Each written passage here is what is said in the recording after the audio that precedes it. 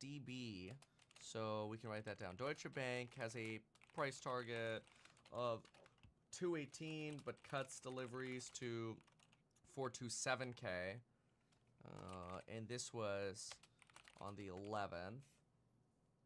And then the margin commentary here. Oh, full year they're looking at 196.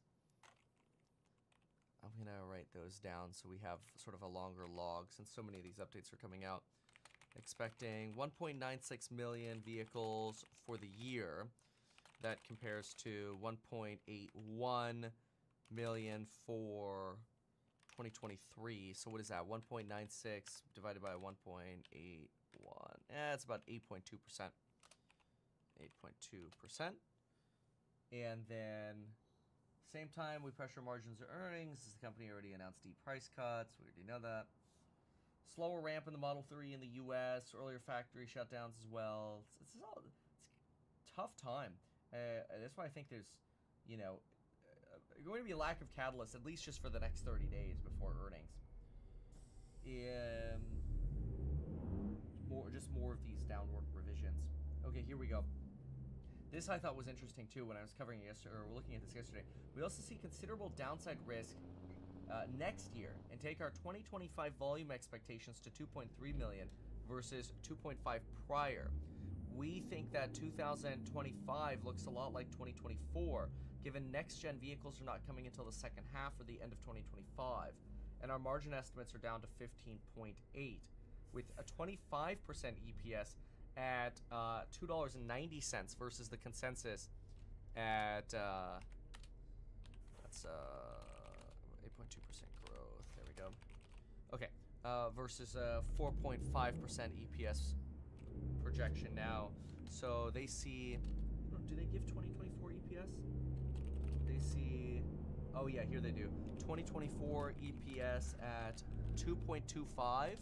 Wall Street currently sees $3.05. That's a bit lower. They see 2025 EPS at 290. Wall Street currently sees 405. Yeah. Okay. Throw that update on eHack. And then let me see if we got a rate update as well. I've been waiting for that to come through. It's already 6:12. It's flying by. Okay, so we are at, oh yeah. Okay, so we just went from 88% certainty of getting no cut in May to a 94% certainty. We went from, so we killed May. Now, June is actually sitting at 64%. That's interesting. And, well, I guess if I add in the other, you're probably looking at closer to about 31.5% of no cut in June. So that puts you at about 68.5% chance of a cut in June. That's actually up a little bit. So you actually increase the rate cut odds for June, but decrease them for May. Okay, sort of been waiting for that. So we'll watch to see how that fluctuates. In the near term, we think volume and earnings could further dampen investor sentiment, blah, blah, blah. Okay. Whatever. I just wanted to show that was the Deutsche Bank piece. Some folks were asking about that. And if I look at the Wall Street consensus, which has been 490 for deliveries, we should be getting a rotation down on this. I'm just waiting for that to happen. I'm going to look right now. It still sits at 490. That's crazy. So, well, that'll get revised soon enough. Oh well. So, all right. What next? Let's see what they got here. Not to mention the fact that he's got some other things going on regarding Israel, and Senator Menendez, and Politico points out today that Schumer still uses a flip phone. So who knows what the radar looks like on that side of the hill. Yeah, I mean, even if the legislation does not pass, there is still a hope, I think, on the part of Mnuchin and other potential investors that over time, given the focus on TikTok and its national security risks, that there is some sort of negotiated solution here which would end up with it being in U.S. hands, which they would obviously see as very beneficial. No sense on price either, given it's just very much unclear what it's worth without the source code and the algorithm, but clearly worth a lot given all those users. Meantime, everything old is new again over at Under Armour. Kevin Plank coming back as CEO of the company that he founded. We're going to talk about... Let's see if the Starship launch is... How far away are we on that? Because we can probably watch that too.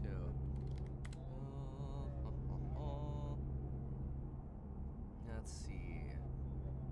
10 minutes to go. Okay. T-minus 10 minutes. So we'll wait for that. That'll be entertaining. That'll be really close to when the bell hits. So we'll watch for that. Okay. Next, we are... Let's see what else people have to say.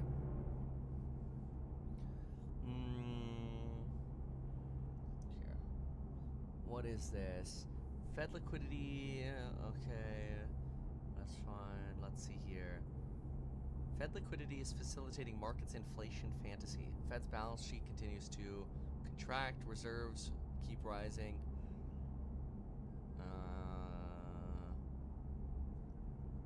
Okay. Let me see what else. That is not very entertaining. Okay. What else? Let's go over... why retail sales are a big deal for stonks. Okay, what do we have here? You can't blame traders for being confused, as a broad-based increase in PPI only adds to evidence that disinflationary forces have stalled at the start of the year. At the same time, soft retail sales raise a flag about the consumer, which leaves stocks in a tough spot. Fair. The rise in PPI should keep bonds under pressure. Oh, well, let's see if that's true. Bonds. Oh, yeah, that is really interesting. So you just shot up 4.3 basis points on the 10-year. Does that mean we just went more into inversion? Let me see. Let me look at the 2-year. So the 2-year's up, 3.8. Okay, so you actually uninverted a little bit. 210. As you get closer to recession, that's generally when you get a little bit more of that uninversion. Recession, ironically, would probably be good for certain stocks like Tesla. But you're still a negative 42 bips inverted right now. So still the most inverted you've really been since about December, where December, November, we were a little more inverted, down to about the low 50s. Okie dokie.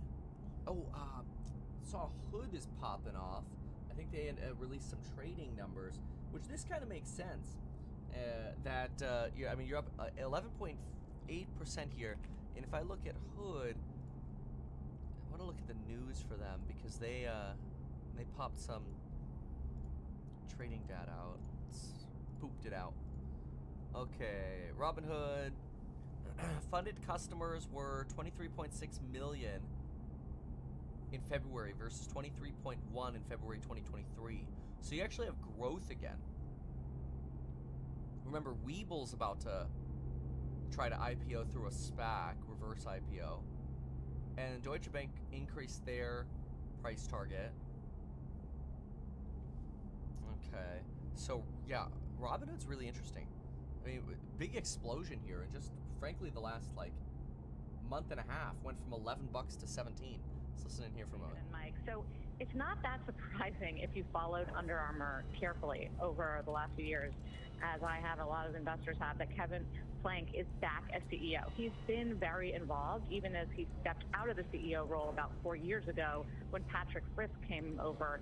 He was the non-executive chairman then. What is surprising about this announcement is that it's abrupt and the timing. Stephanie Lenartz was just put in place as CEO about a year ago, February 2023. She's barely into what she laid out in her 3-year plan. So that raises questions about why now? Company isn't saying, don't have answers as to exactly what happened here, just that it was a board decision. But you can imagine investors are asking, why wasn't she given the time to implement her changes? Did she clash with Kevin Plank, both in personality or in terms of the strategy on the growth plan? We know that Plank is aggressive, he's hungry, he's potentially impatient about the growth story. And that really gets to the problem at Under Armour right now. it's been this turnaround story, and the previous two CEOs have been really working on righting the ship, both in profitability and inventory levels, but it has not seen growth. And that is the problem. The brand, the growth profile, it's a fraction of what it was. Back in the heyday, this stock peaked around 2015. Kevin Plank presided over a tremendous growth period for Under Armour, but in the eyes of investors, it was sort of considered low-quality growth, ultimately, as to how he left. It came at the expense of profitability, and the growth hit a wall. And that's why... Yeah, what's crazy about Under Armour is look at the stock. This is the month chart. The stock went euphoric in 2015, and I mean, it's been straight down since then. Yeah, anyway, we are getting close to the Starship, and we're gonna cover that. So, pretty remarkable. We got about 4 minutes to go on that. I'm gonna go ahead and get that screen share up so we can see that together. Let's see here. Okay. I'll pop this thing out. Oh, there we go. Theater mode. Oh, I like that.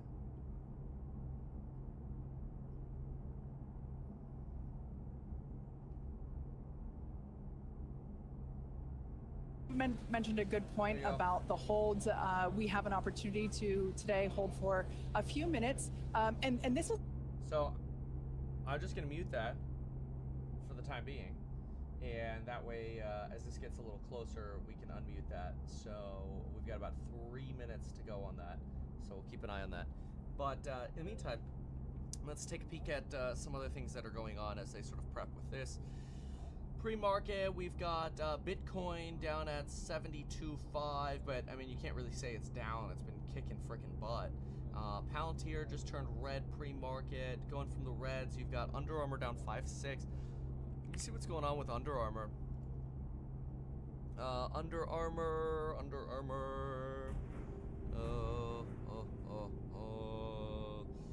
Somebody's like, how's your MicroStrategy short? I never shorted MicroStrategy. I love how people just say things and assuming they know. Under Armour, what do we got? Drops as founder, Plank returns as CEO. Under Armour cut to neutral or underperformed, whatever. Okay, so this is all having to do with the CEO transition. You've got Nvidia down 1.5 this morning in the pre-market. Alibaba down 1.6 this morning. You've got Supermicro 1.3. Tesla's down 70 bips. AMD's down 1. Enphase down 42. What's moving up? In the upside, well, Robinhood, we saw that. Mind Medicine. You've got Embraer Air keeps kicking butt. That company just keeps kicking frickin' butt.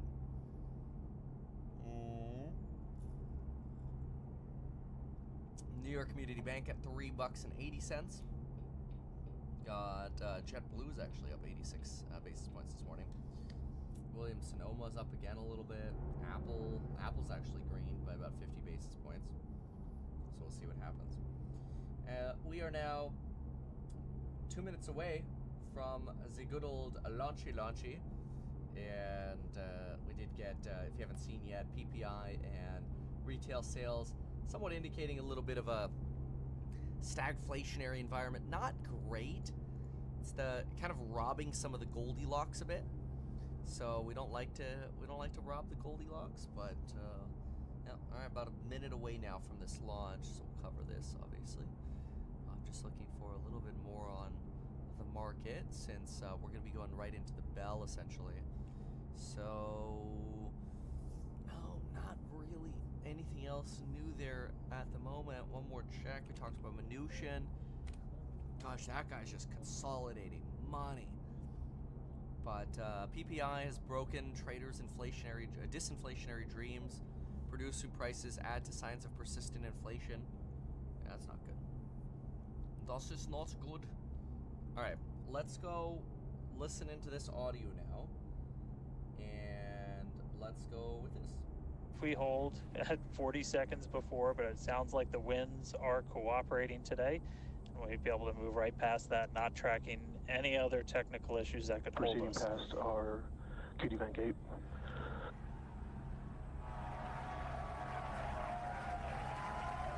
execute event game past the 40-second hold. Go for launch. Flight Director Ty Huntington telling the team we are go for launch. So 20 seconds to go. Let's listen in.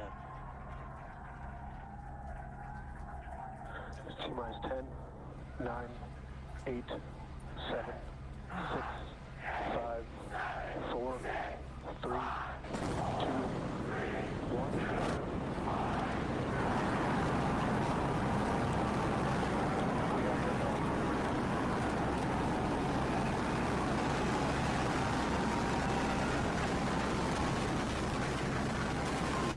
Wow, that looks nice.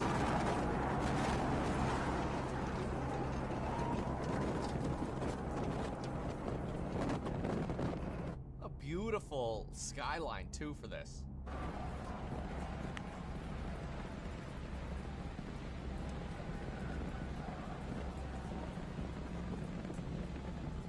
Seconds into flight, we are feeling the rumble. We are seeing 33 out of 33 Raptor engines ignited on the Super Heavy booster. Nice. Booster and ship, avionics, power, and telemetry nominal. Acquisition of signal, corpus Christi. Oh, cool. Continuing to get good call outs. Our trajectory looking nominal, systems looking nominal. Just amazing to see all 33 lit up once again. That's pretty great work. All right, we're gonna leave that muted here just for a moment. We'll just sort of have this going here because we are obviously here to watch El Market. So I'll just talk about the market while this thing does its thing. So this particular article here, producer prices paid to U.S. producers rise more than forecast. You saw that, and the bump here is now, the thing is, the bump that we're getting now is coming off of the bump that we had in January. So you're getting this fear that, oh no, is that structural inflation going to take longer to get down? And is JPOW going to basically beat us up on that summary of economic projections? Me think so. We talked about it in detail, obviously, yesterday in the video. So we'll see what we get. But I just don't see a reason why JPOW would be nice to us this week. It doesn't make much sense to me. But you know, then again, I've been surprised many a time before. So I suppose we shall find out. Okay. So how about if I go? Ooh, that's kind of cool. Okay. There we go. Okay, we are now 2 minutes away from the bell. So we're going to cover this, and being 2 minutes away from the bell, we have, what's going on? Robinhood still popping off about 11.6%. Nice transition there on the booster. Okay. What about, let's see here. Let's go, we're going to go off of this. I know this is interesting, but kind of done with this. Little separation there, and you're off to space. Okay, cool. Very good. Very good. They did well. All right, here we go.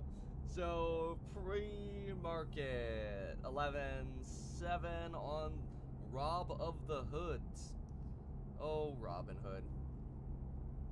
Go Vlad, the Impaler. So, okay. Apple Embraer now 3.59 in pre-market. This one's just been killing it. So, what, are we gonna start getting AI planes? That'd be funny. They just come out and say, hey guys, we're now doing AI. Stock up. It's crazy. All right, let's get the bell. ESP's down 8. Yeah. In a time where year-on-year shelter is almost up almost 6. Yeah, it seemed like, look, to close some deals in the last quarter, they did have to ease back a little bit. So, bit is such a strong stock. It's basically at the highs, up 64% on a one-year basis.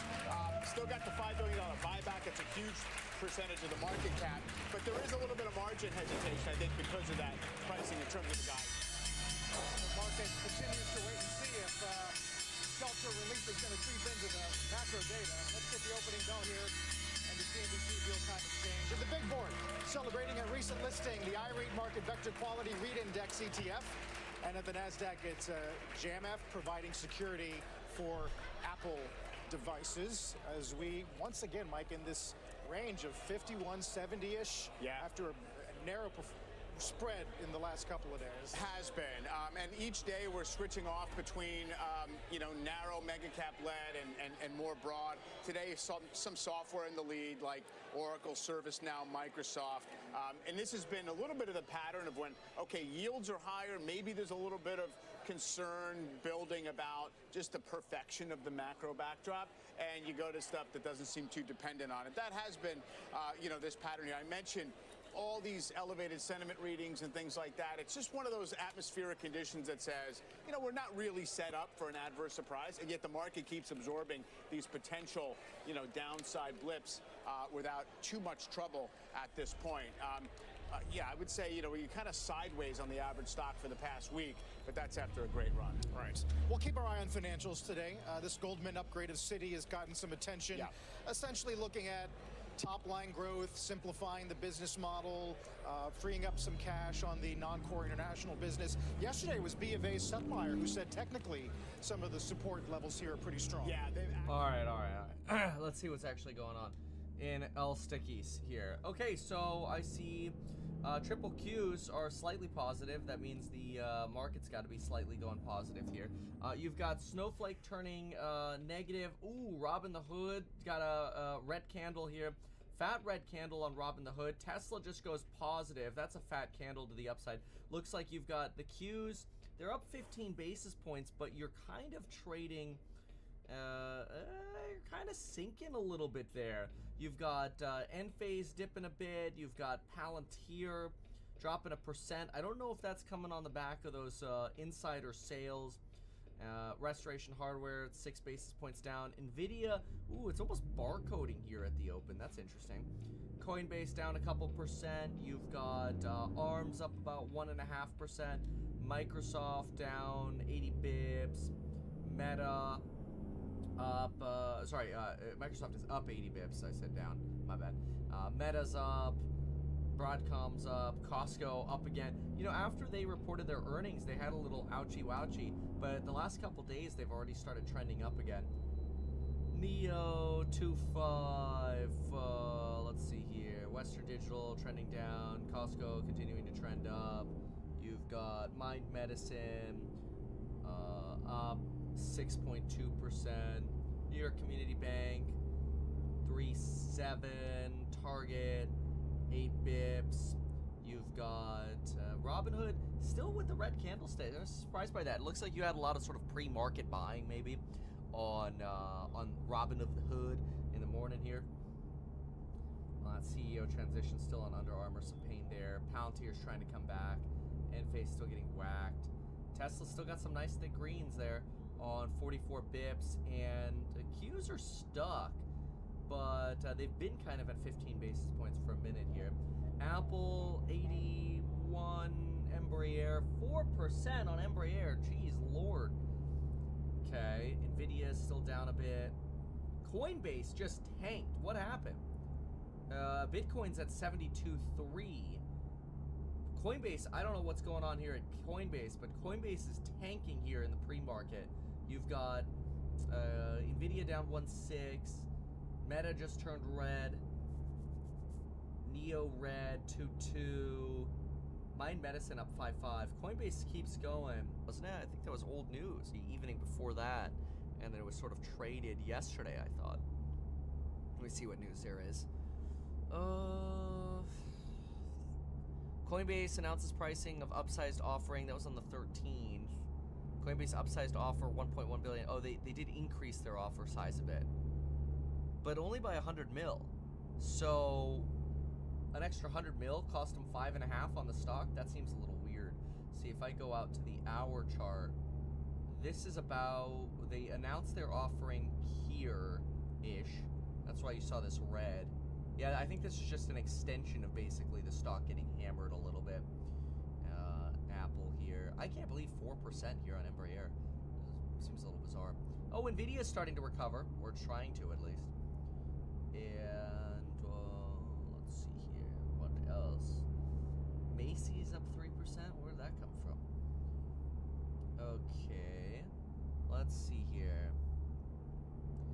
Robinhood's only up 6.9 now. It's up like 12%.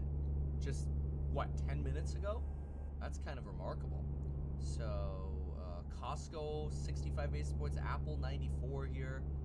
CrowdStrike, 91. ARM, 1.3. You haven't really seen a down movement on ARM yet. Right here, right before the lockup is when you got the movement. I covered my initial short, I think it was the day before. It was this day, on the 11th. And I've been waiting, sort of watching ARM to see, okay, when are the sales going to come through? Because that's when I want to consider reopening. Just because you get so much buy the rumor, sell the news on these sort of things.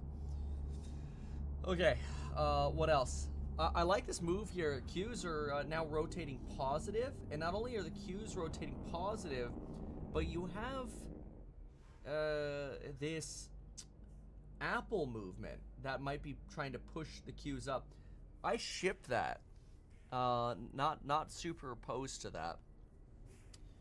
Let's see here. Somebody in the chat says Bitcoin to 0. Oh no, no. Good thing this isn't real life. People come after him. But yeah, you do have a bit of a dump there.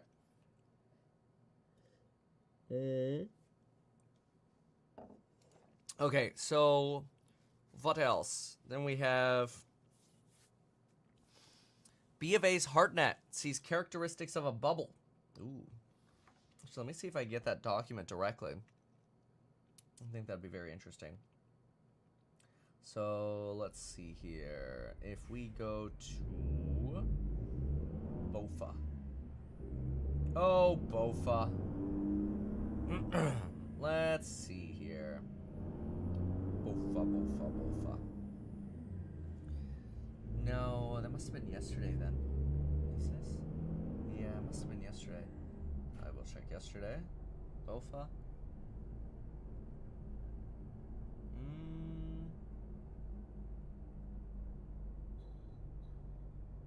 Nope, don't have it yet. Okay, fine. I'll just look right here. So what are they saying? Markets are showing characteristic signs of a bubble in the record-setting surge by tech's Magnificent 7, says B of A's HeartNet. I mean, he's always been kind of a bear, though. But I'm going to write down some of his comments here. So, B of A, HeartNet, and I'm going to throw that up on eHack so we have a little summary of it. So, again, keep in mind, he's been a bear. But let's see what his argument is. Kind of like, you know, Mike. It's the B of A version of Mike Wilson, which I still love reading the Mike Wilson stuff. I want to see where his head is. I like seeing these things. So even if they don't agree with me necessarily, I appreciate their perspective. With inflation reaccelerating, growth a little softened, and risk assets unscathed, it's very symptomatic of a bubble mentality. That's interesting. So, growth, he's basically arguing growth slowing, inflation reaccelerating, yet no damage yet to risk assets, symptomatic of a bubble. Okay. Oh, he said that on Bloomberg TV. It wasn't exactly a paper note. Got it. Okay. Tremendous euphoria. Record highs 17 times this year. Yeah. Other strategists recently downplayed concerns that the mega cap run is overdone, including JP Morgan. For HeartNet, investors are front-running the Fed. Good morning. Remember how we talked about that? We're like, you know, the market, the reason I came up with the Nike swoosh is I'm like, the market's probably going to try to pre-price in the Fed action, right?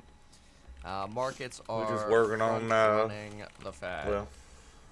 Yes. Yes, they are. Yes. That's why we came up with the Nike swoosh. All over the place over here. I'm trading in the stock market and let's see what else the trucking all at the same time here.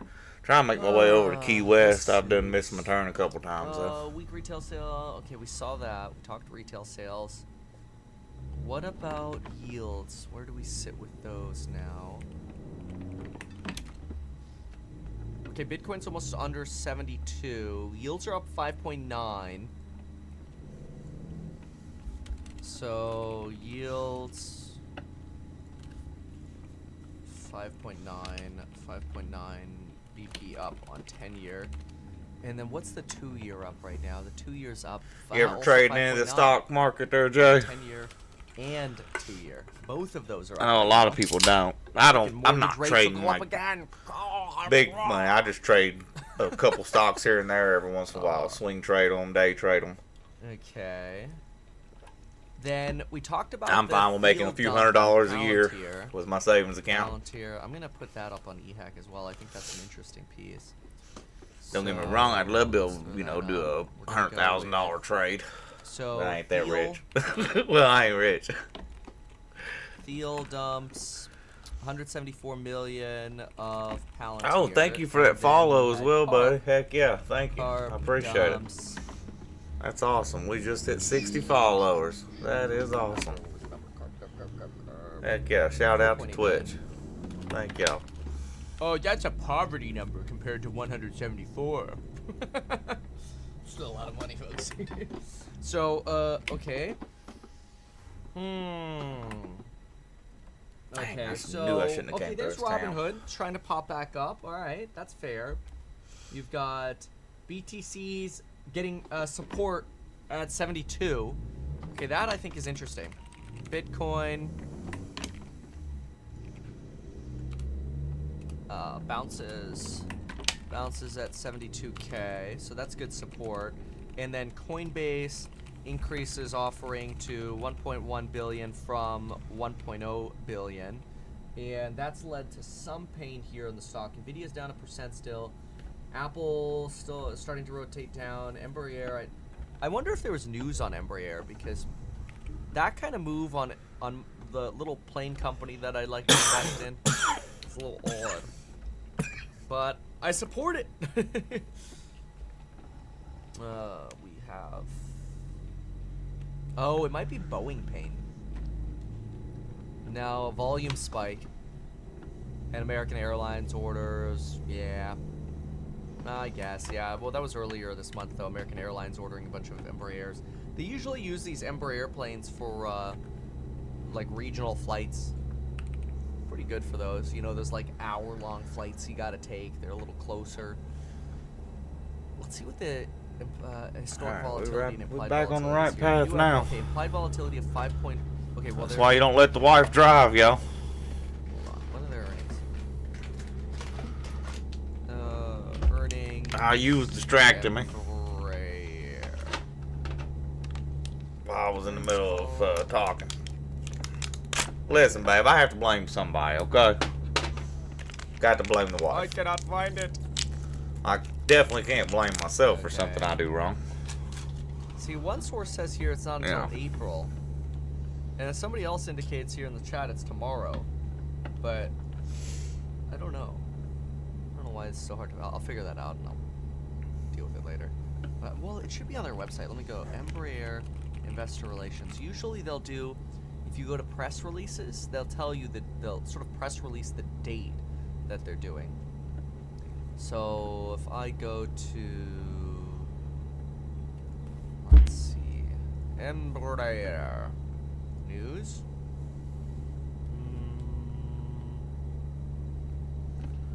Nope. No indication just yet. All right, fine, whatever. Okay, what else? So, yeah, BTC's really playing the 72 level. Very interesting. Palantir is only down about 40 bips. The Qs are up at 21. Starting to get that red candle over here. You've got Google up 1.4. Apple's up %. No, Nvidia couldn't keep it. Starting to rise. Couldn't keep it up. ARM's up another 2%. I don't understand Wingstop. That one pisses me off. I have no play on Wingstop. I just think it's a riot. Yeah, I'd say it's about time that smoke riot break and here a in just a rip-off. minute. What do you think, huh? Alright, maybe that's evil. You down with it? That's a thought I have. Okay. Amazon. How we been doing lately, Amazon? How we been doing? Straight up on the week chart. Oh. It's also been doing pretty good, Oh. honestly, on the Well, let me pull over. day chart. You got it ready? Just slowly, peacefully Okay. laddering I'm up. pulling over. You go ahead and get it ready. When long? Well, I can come here and get ready if you're busy. Dell. How's Dell, Steve? Okay. Dell's I gotta pass this 110s. rig so I can pull over. Nice move since after that NVIDIA shout out. Boy, they moved so hard after that NVIDIA shout out. It was really impressive. So, okay, Stellantis, 13 bips. Rivian's down 3%. Domino's, Lowe's. Oh, Lowe's on retail sales dipping a little bit, but who cares? They've been straight up. I think this argument about sort of like the bubble, the hardnet bubble here is interesting. There are some people who think that we're due for, you know, a big rugging in the market, but people always say that. So I don't know if that's true. That's like every single market. There's somebody who says everything's about to collapse. Okay, what else? Anything else? Producer prices jump. We saw that. BOJ to end negative rate policy in March. We talked Mnuchin. Saw the test flight. No way. BlackRock says it's time to buy real estate as prices bottom. Let's go. Go House Hack. If you want to learn everything we do with how we operate with House Hack and what we got, come to the event. You know, we're going to have a lot of real estate talk. The event's June 21 to 23rd in Vegas. Meet me there in person. That'll be really fun. And Ben Malo will be there. Ross Gerber will be there. We've got some other speaker announcements coming, so buckle up. It'll be really fun. June 21 to 23. Go to meetkevin.com to see more on that. Blackstone says real estate prices have bottomed, and there's a great opportunity to move fast and buy assets at beaten down prices, according to Blackstone. The perception is so negative, and yet the value decline has occurred. So you get into this bottoming period, that's when you want to move. Yep. Blackstone says do it. Now here comes everyone. Damn you, Blackstone. So that's pretty exciting. 1-min BTC support. Yeah, it's not really much of a BTC support. That's for sure. But when you're on the 1-minute candlesticks. Did you talk about the ECB starting 2 rate cuts by summer? No, we haven't touched on that yet. The ECB is a little bit closer to recession than America is. Let me see here. What was I going to look at? Oh, BTC. Oh, yep. Nope. There it goes. Broke right through. Edit. Falls through. Just a few minutes later. Blackstone. We're going to write that down really quick. Blackstone. Real estate bottom is in. Buy real estate now. Okay. Well, we'll take it. Yeah, by the way, we're getting it is surprising. We're talking to our DST attorney yesterday because there's so many people that are like, Kevin, if you could help us 1031 exchange our real estate into House Hack real estate, and we could defer taxes, and you guys manage it with no fees, like no asset management fees, acquisition, disposition, whatever, please, we're all in. So that's really exciting. There are some people who are very, very excited about that. We have a little sheet that we can hand out now. If you want it, just email us at ir@househack.com. We'll send some more information to you.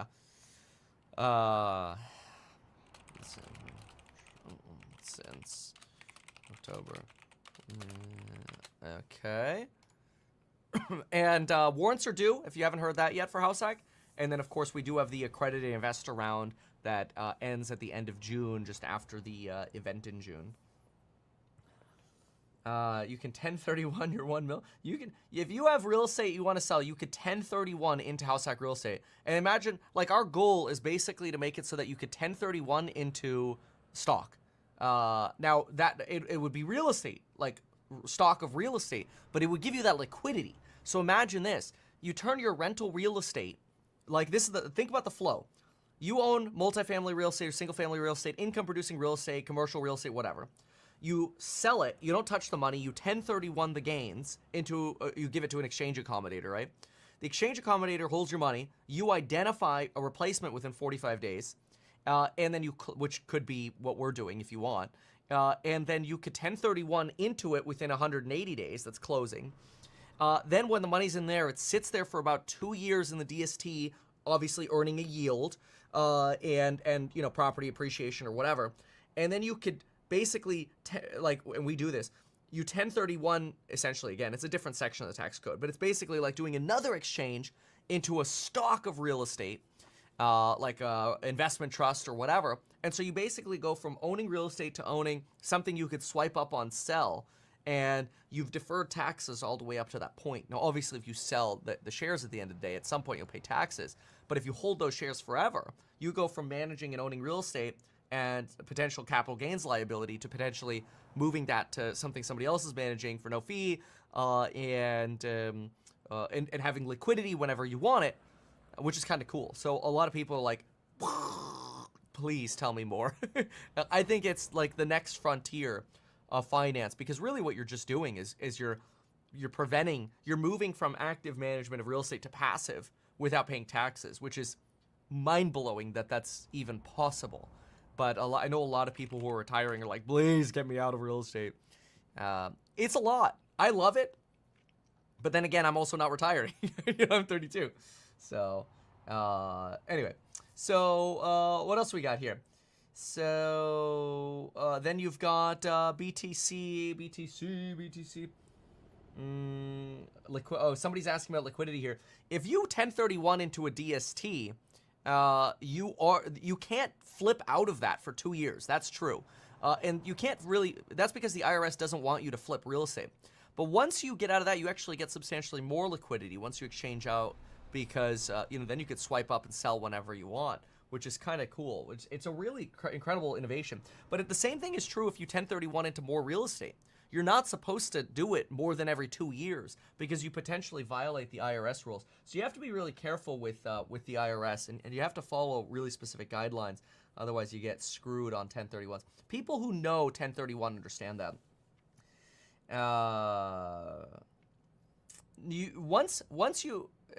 J Fun, we'll have to do some explaining there. There's a little bit more involved in that. But anyway, just email us, ir@househack.com. No, exactly. Once it turns into like a stock, no, Mike. But what you can do is you could go. Usually what you'll do is once you're in a DST land, you kind of DST to DST, and so you kind of move and exchange between those. But usually that's not worth it because the fees are ridiculous. And so we're setting it up with no fees. And a lot of these companies, they charge 6 to 8% in fees. It's insane. And that's just up front. We're like, no. That's crazy. So, anyway. Okay, what's going on? Oh, the market just dropped. What happened? The market just pooped itself. Oh, dirty diaper. What the hell?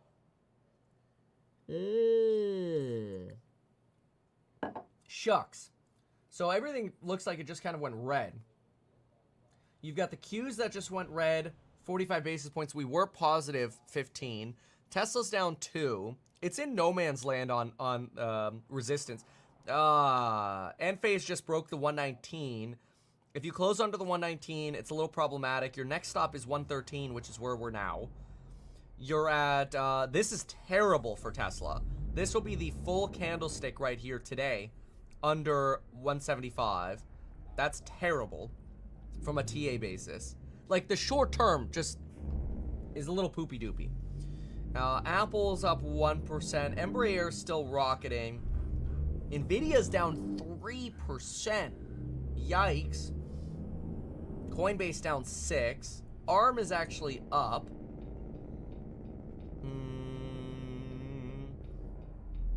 It's a volatile market here. Disney's down again. SMCI's down another 4.5.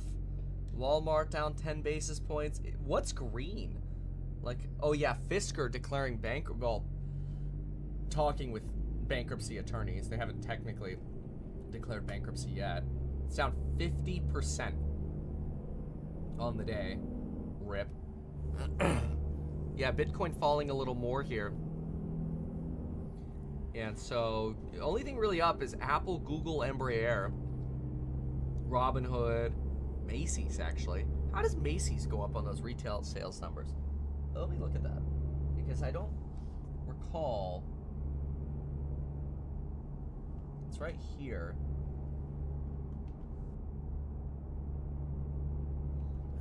Let's see. General merchandise up 0.4. That might be what.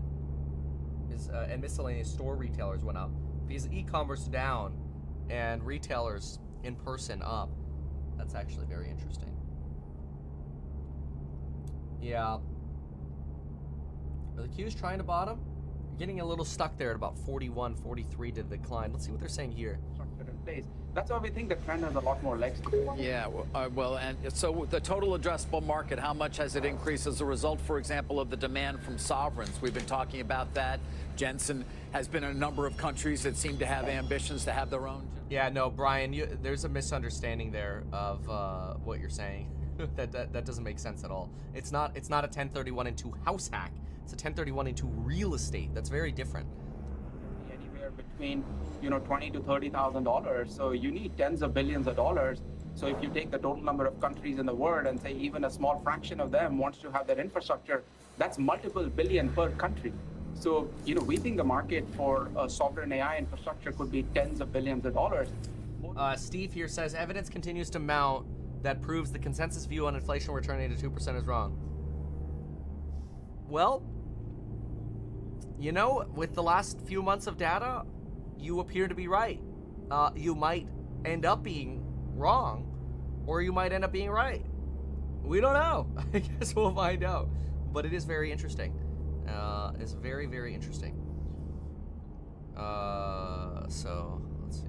And we're going to get to the course member live in just a moment here. Is going to be the high of the month in the wake of that PPI number this morning. We'll talk more about it as Squawk on the Street continues. Don't go anywhere. Okay, the Qs are trying to rebound. You've got the Qs at only negative 37 right now.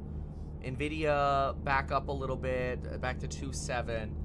And Coinbase still 5.5. You got some real movements here. Neo down 3. Yeah, Supermicro 3.5. What are the big losers? Rivian's down another 4. Wait, are they under $10 yet? Oh, how did Petco go down 12%? Rivian's at 11.22 and Woof as woof. Come on. Oh, earnings. But earnings were earnings were yesterday. Okay. Comp sale. Okay, what happened? Oh, a slight miss. 1.5 billion expected net revenue versus 1.55 on guidance. Oh, come on. That's ridiculous. 12% on that? That's a joke. It's a joke, my friends. It's a joke. NVIDIA 2. Yeah, a little bit of pain over here. What's going on with BTL? BTC trying to pop off again. There we go. There we go. Right back to that 72 figure. All right. So anyway, yeah, if you have questions on everything I described, I understand it's complicated. Mostly only people in real estate, I think, will understand the whole 1031 thing. But we're happy to explain much more. Just email us at ir@househack.com. We'll take care of you today. And yeah, from there, thank you so much for being here. I appreciate y'all. I'm going to push the button now. Go yourself. Is that clear?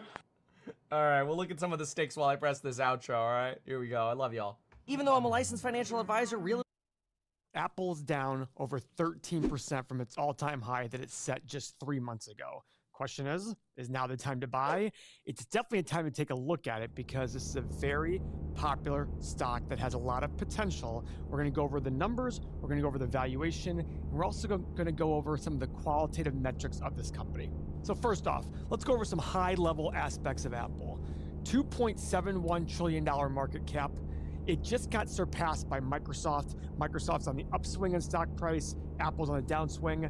But that $2.71 trillion market cap was over $3 trillion at one point, which was the largest ever. You have a company that's $385 billion in revenue on a gross profit of 45%. Now, guys, this is big. And the reason it's big is they create a lot of hardware.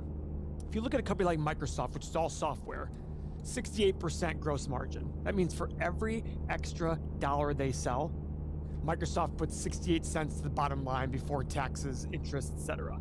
While Apple's at 45%. But again, A lot of that is hardware. Hardware is more expensive to make with lesser margin, okay? Free cash flow in the last year, $107 billion versus profit of $100 billion. So higher free cash flow than profit, and the 5-year average of $90 billion in free cash flow versus 83.6. So this huge behemoth of a company is still driving up free cash flow and profit, which is incredible. All right, now, look at this return on invested capital. This is moat status. Now, obviously, they can't reinvest this $100 billion a year at these high rates of return. But this shows us that this company has a great moat. And when money is invested in the business, it does well. As they buy back more shares, this is likely to increase. Now, overall, they pay $15 billion in dividends, which is about a 0.56% dividend yield. Isn't it amazing? This company is so valuable that the 0.56% dividend yield still costs $15 billion per year, with a bottom line profit on the upswing over the last year versus the last 5 years, 26% versus 24.4%. Okay, so that's some of the numbers of Apple. Now, it seems expensive, 27 times earnings, 32 times 5 years earnings, 25 times free cash flow. That seems expensive. And Apple's not going to be a big grower. It's such a huge company. How do they possibly grow? A couple of things about Apple. One, largest seller of tablets, holds the biggest market share, about 40%. But that is down from Samsung, which has increased its market share from like 7% all the way up to 19%. So it is clipping away at Apple there. Now here are some of the data on the number of apps on the store over the last years. Going back to 2008, 2023, it's hovering around 4.5 million, closer to 5 million. So it's still growing, but not as much as before. Light blue is the apps, games are the dark blue. So they're still increasing, and guys, they are really strict on their rules about their app store and the revenue take. They're really trying to control that. Some people are fighting back on it. I think they just recently gave in on Fortnite and Epic Games and Fortnite being able to sell on their own. So there's probably gonna be a lot of litigation having to do with Epic Games. Now guys, one of the areas of potential growth for Apple, which I love, is their services business. Services tend to be very high margin. Why? Because you're building the service, and once the service is built, especially in the software world, it costs nothing to recreate. And this is their service revenues since 2015 as a percentage of their total revenue. So not only are service revenues obviously increasing as their revenue goes up, as a percentage of their revenue, it's on the upswing. So we love seeing that. That should be able to drive up gross margin and then also drive up profit margin. So even though Apple may not be increasing their revenue by a ton, if they're increasing high profit margin revenue, they can drive that bottom line at a faster clip.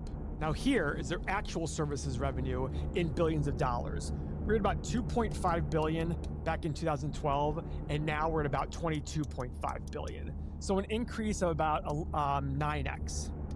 Not bad, guys. Again, higher margin business. That's what we want to focus on here going forward with Apple. Apple immerses you. I belong to Apple One. I don't even know what it's called, but I basically pay $35 a month. I get family sharing, I get music, I get all these other things that are just combined, and it's just easy for me to deal with. Now guys, one thing I do like also is this is Apple's R&D, research and development by year. So it shows they're not just being complacent here. So if you look back to 2007, $0.78 billion, $780 million in R&D, and now they're close to $30 billion a year in research and development. As they spend more on research and development, the goal is to create newer products, stay relevant, keep people in their ecosystem, and dominate their markets even more. This is about maintenance, I think, more so than actual massive growth. So let's go check out some of their more specific numbers here within a breakdown of the company. Guys, there's two things I really love about Apple that I'm gonna show you in 2 seconds. Now you're watching this video because you wanna make more money. That's bottom line for everybody who watches any of these videos. You've gotta remember that investing with confidence and finding your own method that works for you will lead to the best results for you. You're the product of the people you surround yourself with. So you need to join a group where your desired result is the norm. So I'm giving you the opportunity to spend time in this community of like-minded investors where everybody's norm is thinking deeper and smarter about money and investing. Now that I'm surrounded by thousands of people that think like me, I'm able to ask questions. And just because they think like me doesn't mean they agree with me, doesn't mean I agree with them. I can ask questions, I can bounce my ideas off them, they can respond, they can ask me questions. It's an entire community of conversation about everything financial related. This allows me to make better decisions because now I feel more comfortable. And if somebody asks me a question that I don't understand, it tells me, wait a second, this might be relevant, let me go find the answer. So no matter where you are today or where you want to go, there'll be somebody in this community who can talk to you who's either where you are or where you are going. I've invested millions of dollars over the last 3 years into this software because I use it and my team uses it every single day. And we use it for one reason: to make better financial decisions and to make more money and to sleep better at night because of those decisions.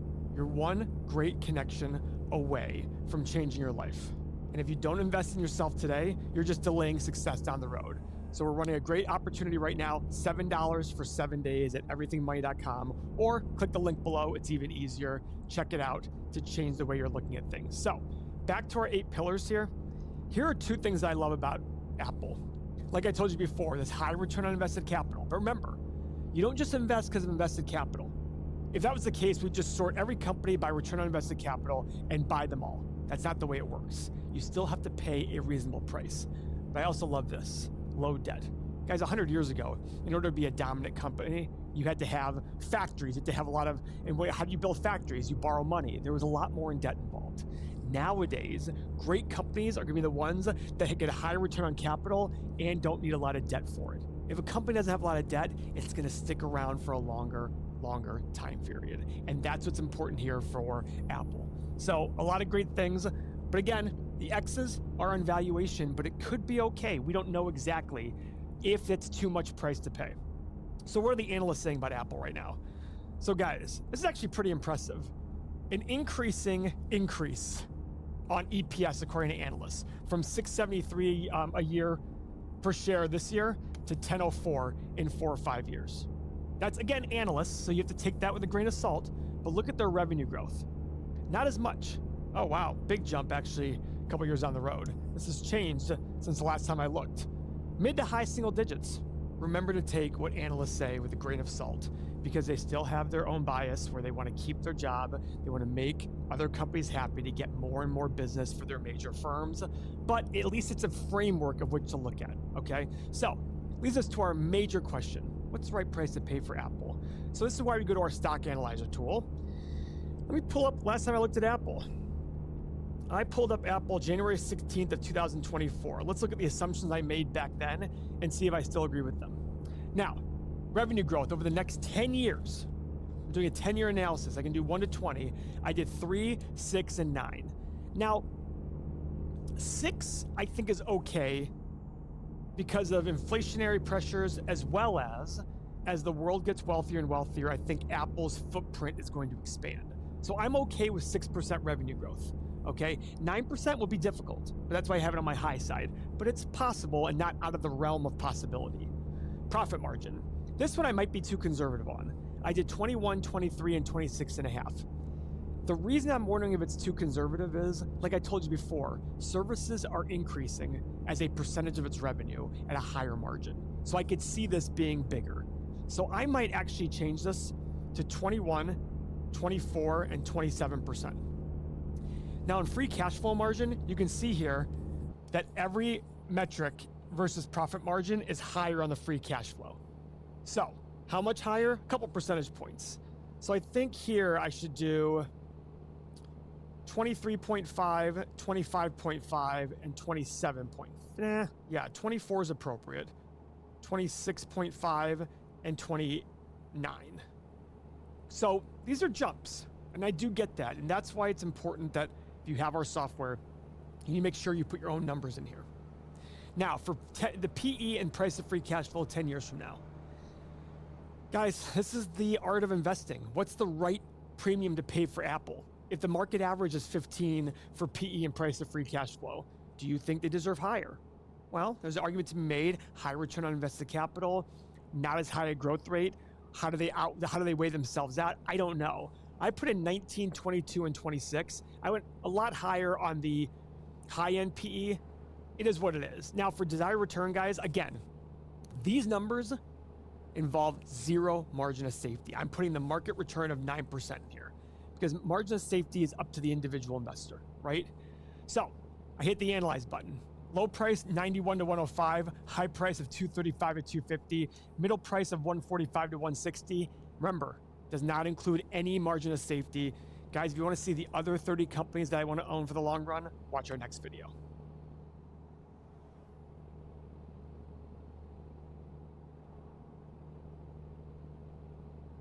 Former Treasury Secretary Steve Mnuchin is here. He joins us now. There is so much to talk about: the markets, inflation, the White House's new budget plan, TikTok. You just closed the capital infusion deal for New York Community Bancorp. Former Treasury Secretary is the founder and managing partner of Liberty Strategic Capital.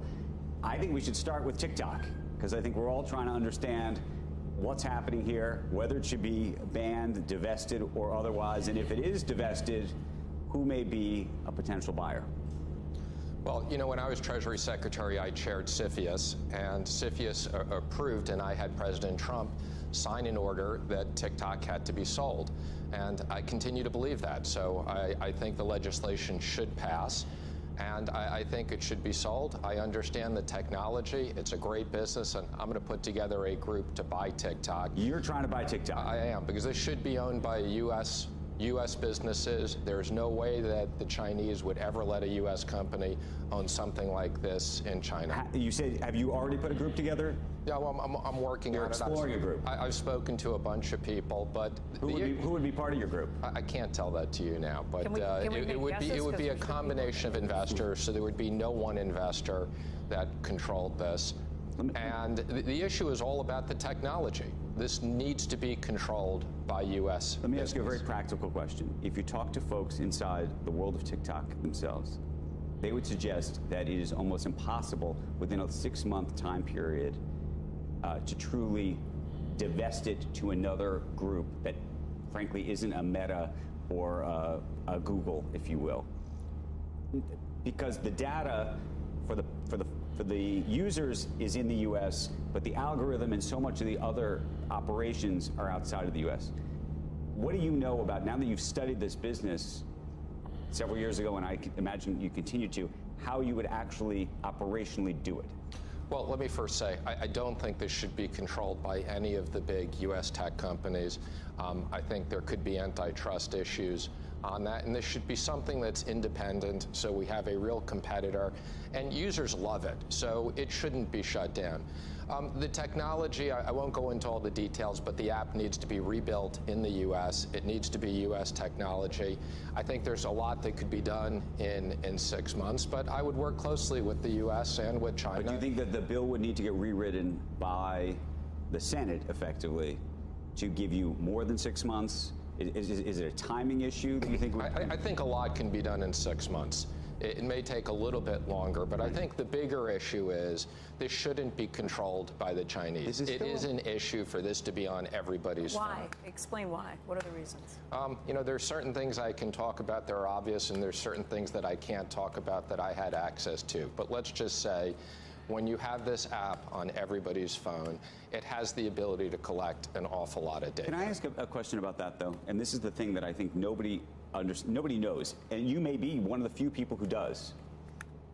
Do you believe that the data that it is collecting today, both the data that's being collected and potentially certain things that are being pushed to the users, is being influenced and directed by the Chinese government today?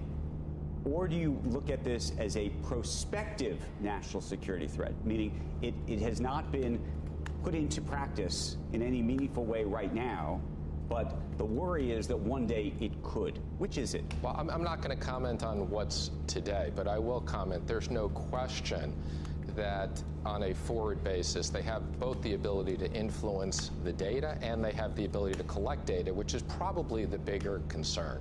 But you're not going to comment on today because you can't do that without giving away things that you might know that others wouldn't. That's true, and also I think kind of the issue today, again, I think the focus should be, it should be sold, it should be controlled by a U.S. business. It's a great company. It would be terrible if it would shut down. Lots of users use this. What do you think it'll do? And we need a competitor to Facebook, Instagram, and YouTube. To the extent we care, what do you think it will do to the relationship in China, between the U.S. and China? To the extent that I try to put myself in the shoes of others to just try to think through the implications. I think think about a Chinese entrepreneur who builds something pretty great. If you don't think the Chinese government has already used it, which is an interesting question, and it could be used as prospectively, what does that say about how we as a country should operate? And we are different than China, hopefully. There's a CFIUS order that's in effect to sell this. So it's in effect. Biden put a pause on it. I think there's a general bipartisan agreement that shouldn't be controlled by the Chinese. I think the Chinese will be fine selling it so long as there's not a technology transfer along the way. And that's the art of the possible. Why do you think President Trump is now saying he signed that CFIUS bill, the CFIUS ruling that with you before him? Why do you think he's now saying that he doesn't think TikTok should be sold or shut down? I think he doesn't want it shut down, but because he's concerned about the power that would create for Facebook. I believe he would support a sale. He did support a sale. I'll call him up later and ask him, but I think the answer is... Have you spoken to him about it? I have spoken to him, but I haven't spoken to him about this week. But I believe he would support a sale. What I found interesting about his comments about the Facebook pieces, and I appreciate his perspective on that, meaning he doesn't want one to be more powerful than the other, but I would have thought that the national security risk, if it really is a risk, and that's why I keep asking the question, if that would be a red line, a hard line. It wouldn't matter whether you care about whether Facebook or somebody else was going to get more power or not if you actually believed that this was a true and present national security threat. There have been times you have seen, Jeff Bezos, and there are times where it almost looks personal sometimes with the former president, and everybody's got their own. He might just that's a rationalization defense of the president's thinking. No, it's not. I'm saying you would normally just write it off to, he's just got it out for Zuckerberg, and that may be true. That may be true. So just say isn't it? Well, if he has it out for Zuckerberg. Do you find that problematic? National security takes a back seat to a personal grudge. I think the bigger issue is getting back to, I do believe it is a national security threat. I wouldn't have taken it to the president when I did with the CFIUS order, and I continue to believe it is today. So hopefully we get to a good outcome, that we don't shut it down. Lots of people love this business. It's a great business. And hopefully we can find a solution where China will allow it to be sold without a technology transfer. Do you think former President Trump would say that he would rather see it, if the Chinese say we're not going to sell it, how would he come down on this? If he doesn't want it shut down, but would like to see it potentially bought maybe by a group of American investors, where would he come down? I'm not going to speculate on that. I'll call him later and ask him. Okay. But I think the first choice for everybody should be that it's sold. And I think the Chinese will agree to that as long as there's not a transfer of their critical technology, which I don't think we need in the U.S.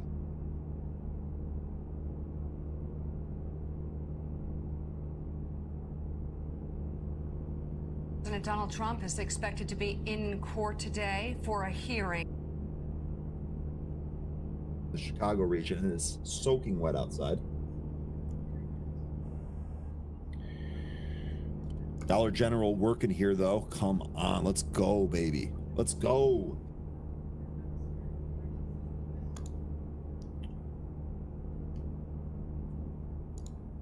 Oh, look at there goes Very. VERI, new highs.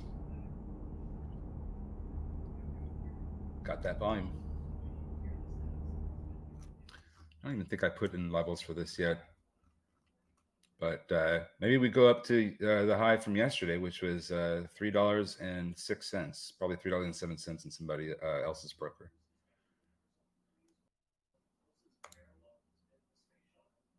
VERI at the highs. 280's got.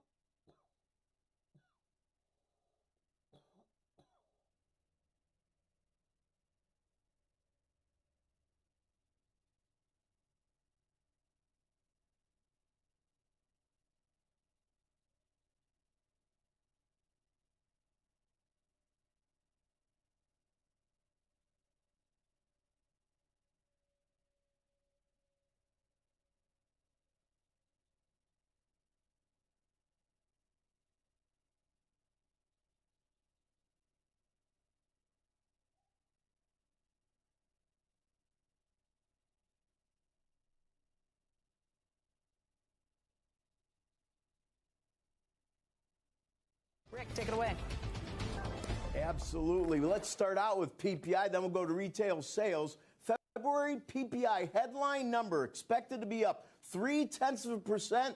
Zoom, zoom, zoom, up double, up 0.6%. That would be the hottest going back to, well, equals July of last year. To find a higher number, you're going back to June of 22 when it was up 0.9%. You strip out you strip out food and energy, it's up 0.3, 1/10 hotter. But in the rearview mirror, we had up 0.5%. You strip out food, energy, and trade, it's up 0.4. It's up 0.4. That would be the hottest, obviously, since it was up 0.6 last month, year over year now. Okay, these are final demand headline numbers. Expected to be up 1.2, up 1.6, up 1.6 on year over year, and that is, wow, we're going to have to go back a ways. 1.6 would be the highest level going back to September of last year when it was 1.8. Now, the year over year, ex food and energy up 2%, equaling the rear view mirror, but definitely a bit hotter than we were expecting. So ex food, energy, and trade year over year up 2.8. That follows up 2.6 to find a higher number than 2.8. You're going to have to go back to September of last year when it was 2.9. All these are warmer. Yields are going up. Now, let's switch gears, shall we? Let's go to retail sales. And remember, every one of these metrics was the weakest since March of 23 in terms of month-over-month change. So now, are we going to reverse it? We certainly did. Up 0.6. However, that's still less than we were looking for. And that 0.8 that was the worst since March of last year now becomes minus 1.1. And if you strip out autos, it improves. It does not improve. And this really is interesting because when you strip out autos and it doesn't improve, that really gives us some sense of what's going on in many of the other industries. It's up 0.3, 2/10 shy of expectations. And last month's worst since March of 23 becomes worse again from minus 0.6 to minus 0.8. Strip out autos and gas up 0.3. Finally, this is our first number that equals expectations. Following down 0.5, 0.5%, that now becomes down 0.8. And finally, if we look at the control group, it's unchanged. We're expecting up 0.4. Last month, minus 0.4 becomes minus 0.3. The only thing we have left is initial and continuing claims, and I just dropped the papers. Hold on. Let's bend down. Let's grab them. Here we are. We're back in frame. Initial claims, 209,000. 209,000 would be the smallest since Feb of 24, which of course is this year, not that long ago. And if we look at continuing claims, this is a biggie. 1,811,000. We really need to pay attention to this number. That's really an outlier, especially considering we're looking for our second number in a row to be up over 1.9 million as it was last week. And that was the highest since the third week of 23 in November. Now, here's what's fascinating. Not only is this significantly lower, there's a revision of last month that's unbelievably large, from 1,906,000 to 1,794,000. Huge revision. How far back do we have to go to see 1,794,000? That's going back to October of last year. So these numbers are really a bit odd. On the claims side, that's showing a labor market that's super tight, but I question continuing claims accuracy. On retail sales, well, a bit of a disappointment on many levels, especially on the revisions. And on PPI, you know, I want the experts to weigh in, and I hope they're not going to sound like CPI, where they're just going to push this back a bit. Hotter than expected, no matter how you slice it. We're now up to 421.5, 422 and tens. Tens prior to the number, we're at 420, but keep in mind, we were flirting with 406, 407, 408 not that long ago on an intraday trading basis. And the pre-opening equities, they're still dealing with this in a positive fashion, which is very interesting, considering the numbers. I'm sorry, there's a lot there. Becky, no, that's what I was going to ask you about, Rick, is I'm surprised. Look, we were looking at the Dow futures up 165. As soon as the hotter than expected PPI came out, you saw that drop down to 120 or something, and it's picked back up. This seems like a shockingly, surprisingly positive reaction from the equities front. Yields aren't that much hotter. Watching what happened afterwards, are you surprised by any of that? Yeah, I'm very, very, very surprised about what's going on in equities. I can't wait to see how the panel weighs in. And it's a very similar dynamic to CPI the day before yesterday. It seems as though investors are kind of brain melding with the Fed, and they continue to see easing in 2024. We could question what meeting. Is it going to be June? Is it going to be July? Is it going to be September? But they're still zeroed in on the Fed moving, and they don't look at PPI as intensely as CPI, so I don't think the reaction should be that surprising, but it continues to amaze me that equities are so convinced that the rate of inflation is not going to be a huge mogul for some of these Fed eases, especially off all these articles. I'm sure everybody read the Wall Street Journal article today. People are a bit freaked out. They want deflation. They want prices to actually go down instead of going up slower. And believe me, the Fed, the last thing they want is deflation. The last thing a country with $34 trillion in debt wants is deflation.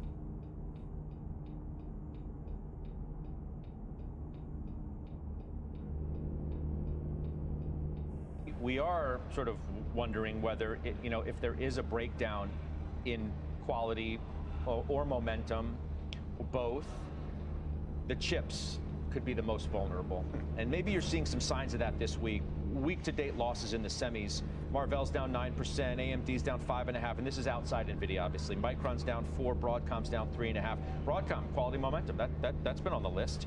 Christina Partsenevelos is here at Post 9 to help us look at this. Is that how you're thinking about this? Like, if you do have a bigger breakdown, your beat, your space is going to be the place to look, perhaps. Oh, 100%. And I have so many comments to what you guys have said. But let's start with Broadcom and Marvell. Their earnings were last week. Why we're seeing this, weakness compared to other chip names is because, yes, they have AI momentum with their custom chips, but they're still exposed to the rest of the cyclical chip market. And specifically with Marvell, they guided weaker for this April quarter. So that, dragged on the stock. For Broadcom, they reinstated their full-year target. Many were expecting that to go higher. They didn't. Yeah, there was some hype about the custom chips, but that you still need to keep that in mind when you talk about the momentum argument, when many of these chip companies, AMD for example, are exposed to other facets of the market. And I question the timeline, which was what you both brought up. With NVIDIA, yes, they're launching their H200, their new B100, which is a completely new architecture for the GPU. They're talking about inferencing, which is 40% of their data center revenue, so that's going to help drive growth. But then you see a report from The Information just yesterday talking about Google, Microsoft, and Amazon warning that customers are cautious on their AI spending because they need to see that return. So I wonder in 6 months from now, if that return is not there, then those CapEx budgets get cut, and then that creates a different kind of momentum trade, or maybe less of a momentum. Well, I think it creates at that point a reversal of the momentum for sure, and you're underscoring the element of why you've had this positive catalyst for all these semiconductors, because Microsoft, Alphabet, Amazon, they're sitting there, they're spending billions of dollars to build out the infrastructure, and they need these semiconductors to do it. I'll go a little bit further. They need companies like Cadence and Synopsys as well. But do they need that 2 years, 3 years from now? Constantly spending that amount? That's a great question, and candidly, Christina, I don't know that anyone really knows the answer to that. What's the length of this cycle, I think, is the big question right now. And I think for people to come on the network and say, oh, I think it's going to be 6 months, I think it's going to be 3 years, I think they're just guessing. But it's I don't think we know. risk. The stocks are not trading like, no, you're right. We've given the benefit of the doubt, so to speak, almost everything. Yeah. The stocks are trading as if demand is sustainable forever. And if you just look at the charts, even from price to sales, bless you, for NVIDIA, you really see this just uptick. And so you question, there's comparisons with Cisco back in the 90s. Can it keep up this trend? Well, if those big guys don't come through, yes, NVIDIA will say, well, every other facet of the market, healthcare, auto, finance, they're all buying. But they're smaller players. They're not going to be spending, buying 200,000 GPUs, like, let's say. Look at NXP's on the list. NXPR is one of our holdings as well. That's been one of those stocks that's been trading near a high. Jim Lebenthal just taking a little bit off the table the other day because like my chip exposure has gotten too big. It's making me a little nervous because the space has gone crazy. Absolutely. And, I look at the performance of the semiconductors. We have 11% exposure, and I question, again, how long can this continue? My personal perspective is there's actually election risk. surrounding the semiconductors. And I think there's big election risks surrounding the semiconductors. So that's probably one of my primary concerns from a fundamental aspect. Well, there's not much concern on Wall Street because Broadcom reiterated a buy at city price target $1,560, $1,560 for Broadcom. So, there continues to be all this bullish sentiment around these names. No one is, really willing to give up the ship on these yet? No, and I think the challenge is that this is the first wave of AI, and people understand that if we go back to the .com bubble, the impact, the longer-term impact that we're still seeing through cloud optimization, for instance, of the internet itself, that is the likelihood that this trend could persist decades from now in terms of what it can do for the larger economy. The easiest way, the easy button for AI right now is chips. And so I think now you really have to take a step back and say, from a fundamental perspective, to Christina's point, what companies are spending on AI that are actually going to be able to monetize that AI? You're going to have to show results a lot sooner than 2025. This is going to be a 2024 story for some of these companies, and I think that's where you could see money come off the table, not necessarily because the AI trend is not sustainable or defensible, but because there's better ways to catch this second wave. NVIDIA is going to remind us early next week exactly what their dominant role is, correct? Yeah, I'm going to be there. So it's in San Jose, and it's their big AI event, GTC. Monday, and Tuesday. This is the first live event in 5 years, and there's so much hype around it that they had to rent out the SAP's stadium. So there's way more people expected. Every hotel is booked. We're expecting comments on, of course, their new chips this year, collaborations with partnerships, how they're going to monetize software. That's a big one for them, right? Because it's the whole ecosystem, and that's going to be the reoccurring revenue. And then inferencing, which was a little bit of a surprise, the second stage of a large language model, that is driving 40% of their data center revenue.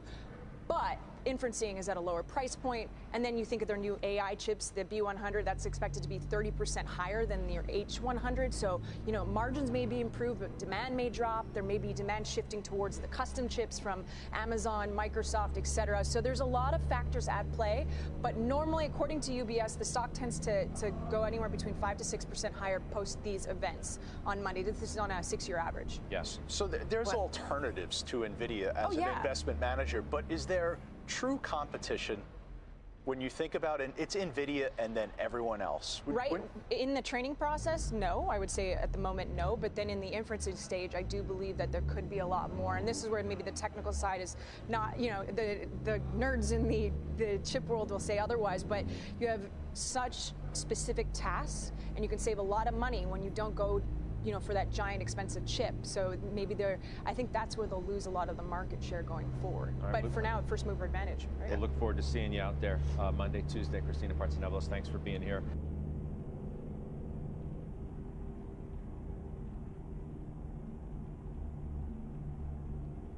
As you see the makeup of this market change a bit, right? NVIDIA cool down and some of these other areas pick up. What are you thinking? I'm thinking this is a healthy development, quite honestly. We've seen a lot of focus on the outperformance of the Magnificent Seven, and as we know, some of the Magnificent Seven haven't been so magnificent recently. And if some money comes out of the Magnificent Seven and spread more evenly across the rest of the market, that would be a healthy thing. For example, the S&P equal weighted index has recently gone to a new high, which is a good thing. So I think that a broadening of the market is probably what's in store. And I think we're also likely to see less momentum. I just looked at the latest Investors Intelligence bull-bear ratio, and it's off the charts. It's not completely off the charts, but it's up to 4.2. It can go higher. It has gone higher in the past, but this is up from 0.56 right at the bottom of the of the bull market, right when the bull market just started. The sentiment was horrible. Now everybody's bullish, and that means there may not be enough bears around to convert into bulls to keep the momentum going. So I think we're going to see some weakness in the momentum trade and more of a spreading of the market to other sectors and industries. It's interesting that you say that. I was going to ask you whether you feel like you still have to prove to people that this is, in fact, a bull market that's not close to being finished yet. Well, I think we're way past the point where I have to prove that this is a bull market. I think we all know it's a bull market, but Look, bull markets can last a long time until we get hit by another recession, and that requires the Fed to be raising interest rates. I didn't anticipate a recession over the past couple of years. We just went through an environment where we had the most widely anticipated recession of all time, so it turned out to be a complete cadeau, complete no-show. And I don't see a recession this year or next year. I mean, the Fed has already raised interest rates. I think inflation has come down. I think it's going to stay down. You know, excluding shelter, the CPI inflation rate is already at 2%. You know, when you have kids and you go for a drive and they say, are we there yet? Well, we're there, except for shelter, and shelter's coming down. Shelter inflation's coming down. So I think it's a long-term bull market. I got still 5,400 by year end. That was a pretty bold call of like a year ago, but it was. Right now it's looking pretty conservative. Yeah. And why not more? I mean, people ask me, why aren't you raising your numbers? And so, well, you know, there are kind of limitations in terms of what earnings can do and how much higher valuation can go. But I see 6,000 next year on the S&P 500 and 6,500 after that. And do you dismiss the inversion of the yield curve because the Fed's going to be cutting rates and thus you'll have a re-steepening? How do you view that? I wrote a short little study that's on Amazon. I'm not promoting it because I'm going to make any money on it, but because in 2019, Melissa Tagg and I, my colleague, we wrote a piece on the yield curve and what does it really mean. And this notion that an inverted yield curve means that we're going to have a recession, I think misses an important point. And what it really does is it predicts a process.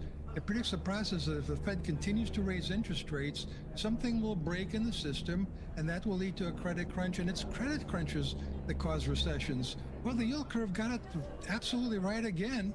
And we did have a financial crisis last year, but the Fed came in and played whack-a-mole.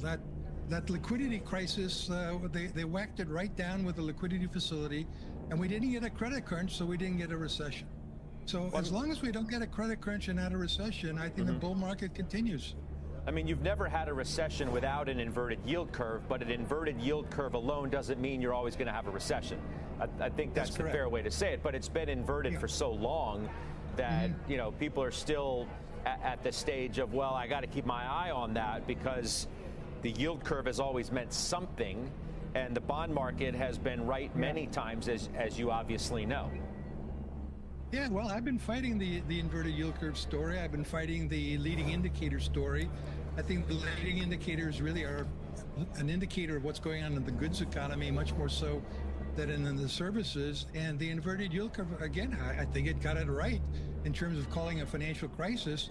But the Fed this time around did something different, which it hadn't really done before, and that is it came in with liquidity to keep the financial crisis from turning into a credit crunch. I really should correct myself. I mean, the Fed got a lot of experience dealing with these credit crunches and avoiding them back in 2008, 2009, and again in the pandemic.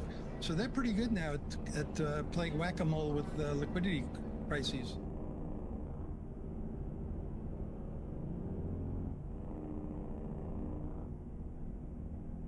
Let's get to today's action with our market panel. Joining us now, Barbara Duran of BD8 Capital and Eric Johnston of Cantor Fitzgerald. Great to have you both on. As we mentioned, it was a little bit of a mixed picture today.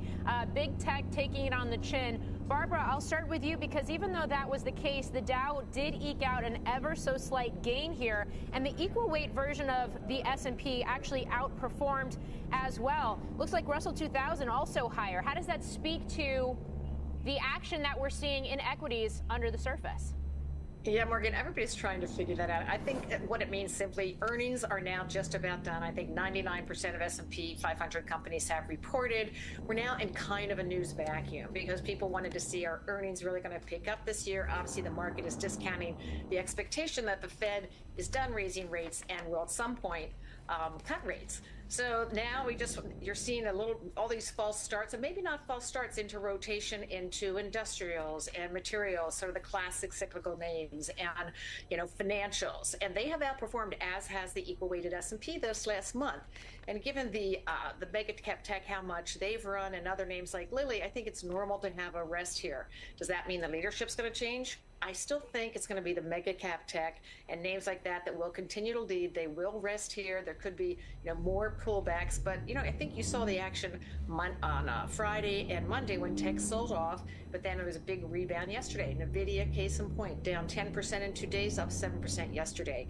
So I think that the tech will still be in play, but I think you are clearly seeing a broadening out in the market. Eric, I mean, the other piece of this is what's going on in treasuries, right? We saw yields tick up, although the 10-year treasury yield's been very range-bound these last couple of weeks.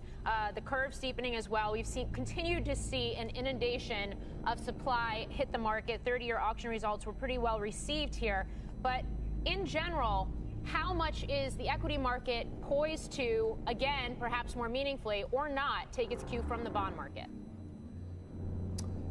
Yeah, so the equity market's been largely ignoring some of the big inflation data points that we've been seeing over the past month. So if you look at inflation break-evens, they're actually at a one-year high. So 5-year inflation break-evens trading around 2.42%, close to a one-year high. You have financial conditions that are some of the easiest financial conditions that we've seen in the last 10 years. You have some commodities that are hitting, 4-month or 1-year highs. So copper hit a 1-year high today. Oil's at about a 4-month high. And then, of course, you're getting data points at a CPI the last 2 months, including the supercore number that was quite hot. So the bond market has been somewhat reacting to that, but really the equity market has been largely ignoring it. And really the view right now is that despite those numbers, despite some of the inflation numbers ticking up, Powell's going to cut rates. And whether it is June or shortly after, he is indicating he's going to cut rates. Yeah. And so for the moment, they're ignoring it. But I think that's a significant risk to watch because these data points are piling up. Barbara, you said that you like NVIDIA the most of the big techs, and Jensen Huang's big GTC keynote is coming up just Monday in overtime. So is that a sell the news event, you think, or can you buy NVIDIA ahead of it? John, it's a question of whether you're a trader or you're a long-term investor. I mean, you could be trading NVIDIA all along the way, but you've also missed out on a lot of gains. And NVIDIA has gone pretty much straight up, which we cannot expect forever. But I think what he's going to talk